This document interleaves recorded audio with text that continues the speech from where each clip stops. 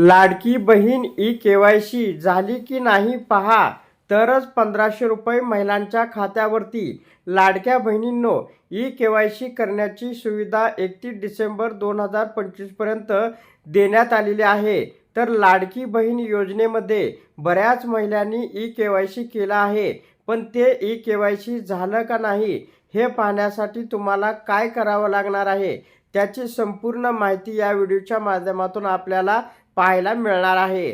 सर्वप्रथम लाडकी बहीण योजनेच्या अधिकृत वेबसाईटवरती जावा. या ठिकाणी येथे क्लिक करा.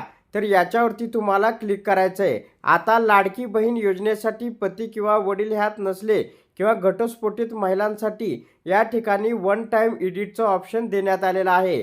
जर तुम्ही ई-के.वाय.सी केले असेल तर लाभार्थी आधार क्रमांक तुम्हाला याच्यावरती टाकायचा आहे. त्याच्यानंतर कॅप्चा कोड टाकायचा आहे आणि आधार प्रमाणीकरणासाठी जी संमती आहे ती मी सहमत आहे याच्यावरती तुम्हाला इथं टिक मार्क करायचं आहे आणि टिक मार्क केल्यानंतर OTP तुम्हाला या ठिकाणी पाठवायचा आहे.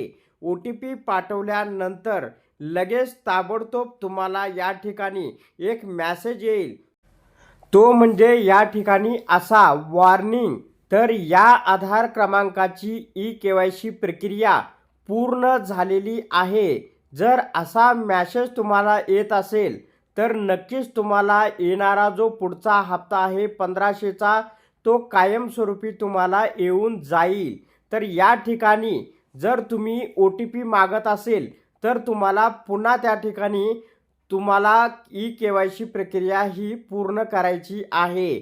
जर याच्या आधी केलेली असेल तर या आधार क्रमांकाची ई-के.वाय.सी प्रक्रिया पूर्ण झालेली आहे असा या ठिकाणी मेसेज येईल. धन्यवाद.